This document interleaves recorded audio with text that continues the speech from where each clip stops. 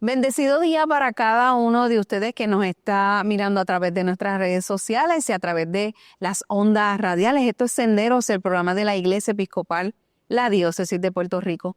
En este segmento que estamos ahora en la Mesa de la Palabra y hoy nos acompaña el reverendo padre Andrés González Batistini. Buenos días. Buenos días, Yadira, y a todos los que nos sintonizan a través de Radio Leo 1170. Es un placer estar aquí Amén. y con la audiencia. Hoy la Mesa de la Palabra está basada en el Evangelio de Lucas en su capítulo 3 y lee así. En el año 15 del gobierno del emperador Tiberio, Poncio Pilato era gobernador de Judea, Herodes gobernaba en Galilea, su hermano Felipe gobernaba en Ituria y Traquinofte, y Lisanias gobernaba en Abilinia, Anás y Caifás eran los sumos sacerdotes. Por aquel tiempo, Dios habló en el desierto a Juan, el hijo de Zacarías, y Juan pasó por todos los lugares junto al río Jordán, diciéndole a la gente que ellos deberían volverse a Dios y ser bautizados para que Dios les perdonara sus pecados. Esto sucedió como el profeta Isaías había escrito. Una voz grita en el desierto, preparen el camino del Señor, ábranle un camino recto. Todo valle será rellenado, todo cerro y colina será nivelado, los caminos torcidos serán enderezados y allanadas los caminos disparejos. Todo el mundo verá la salvación que Dios envía. Vamos a reflexionar un poco en este evangelio para esta mañana, Padre. Claro que sí. Lo primero que a mí me llamó la atención de esta lectura es que rápido el Evangelio nos ubica en tiempo y espacio. Nos menciona gobernantes romanos y también nos menciona personas importantes en lo que es el ambiente judío. También es bien importante cuando nos acercamos a estas lecturas reconocer que hay un contexto detrás de ellas. En esta ocasión, pues estos personajes que menciona la Sagrada Escritura, pero tomando en cuenta que aunque el Evangelio tiene elementos históricos, en sí el Evangelio no se trata de un libro de historia, que eso es bien importante.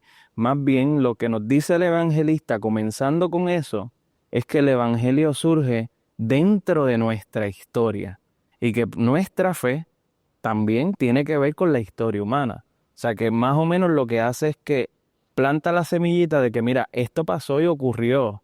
Tenemos que saber que aunque esto sea la historia o narraciones sobre la vida de Jesús, hay un elemento de veracidad y elementos que se pueden verificar. Al momento de ver esta lectura, la primera impresión es que es un poquito corta. Y uno la lee y la mira y la mira y la mira y puede ir sacando elementos fundamentales de nuestra fe. Por ejemplo, lo primero es que se menciona a Juan el Bautista. Juan el Bautista es importantísimo, ¿verdad? Familiar de Jesús, que es el que prepara el camino para esa llegada del Mesías.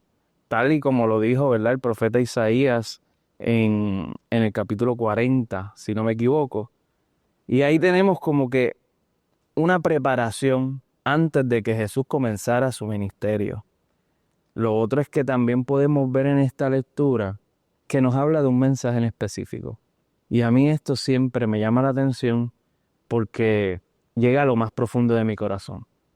Y es que el mensaje principal de Juan el Bautista era: vuélvanse a Dios y arrepiéntanse de sus pecados, ¿verdad?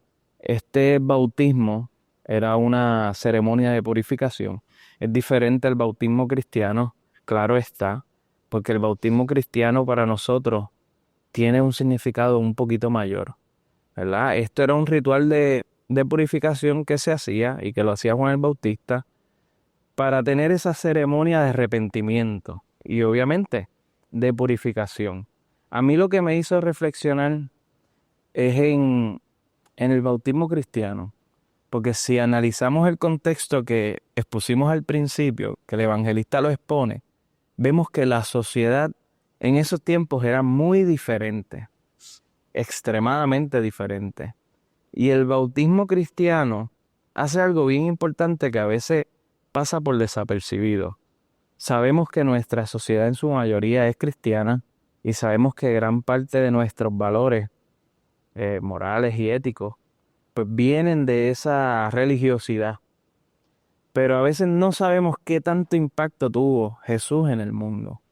Y cuando analizamos el bautismo, vemos que este bautismo realmente era la oportunidad de ser una nueva criatura, de dejar todo atrás. Se te perdonaban los pecados y tú comenzabas de nuevo. Esto era importante en esta época porque estamos hablando que la mayoría de personas que vivían en esta sociedad simplemente no tenían, eran marginados, eran echados hacia un lado, no eran considerados ni tan siquiera personas. El bautismo de Jesús cambia eso. Por eso es que vemos una diversidad cultural en lo que son las primeras comunidades cristianas.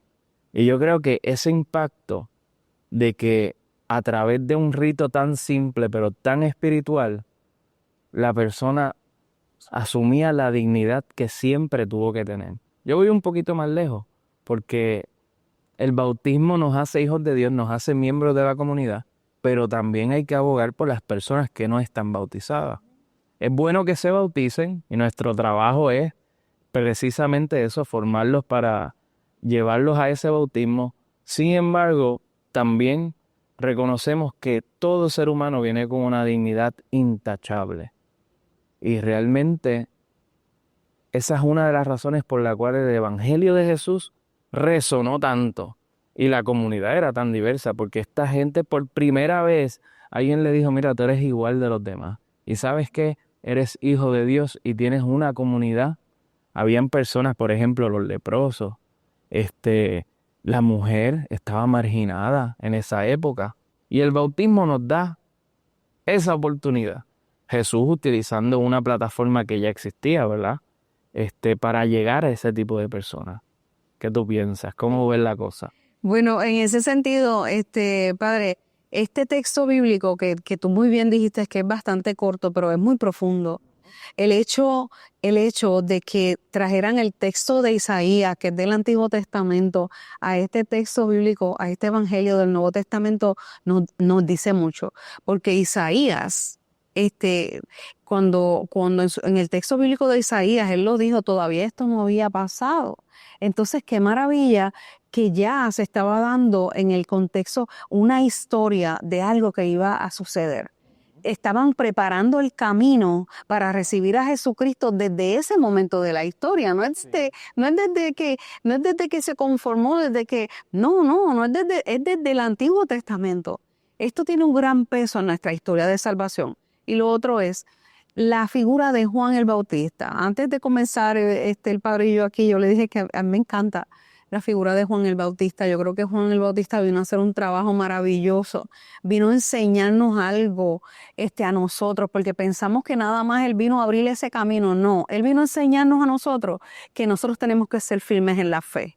Vino a enseñarnos que nuestra voz tenía que ser levantada en nombre de nuestro Señor Jesucristo, porque esa voz nadie la cayó, ni siquiera cuando lo metieron en una cárcel para después ser ejecutado.